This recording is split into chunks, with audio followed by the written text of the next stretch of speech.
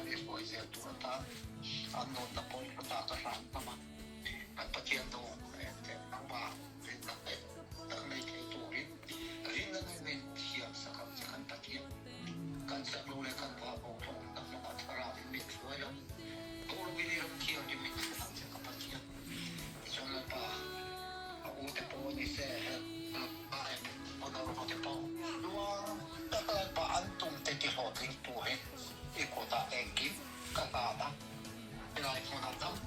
ta ka ni to ko le ti na to po e nan kan kong ni siap sa kan se la pa i mal so ta an ton se thế na khi mà xóm nó đông cả cái nông ta này họ sẽ ít chia ra tan cái đồ ăn thì này là ít chia tu ra tan thì có ta cái đồ ăn nó vậy anh tôi xem cái cái đó cái không ai cái gì người ta nói tôi xem nói vào mình cần tu lần phải số khi ta tin thiền thì mình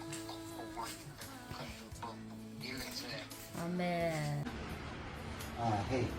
เราเต้นให้มันต้นเท่าก็เลยมีให้จะเก็ตแต่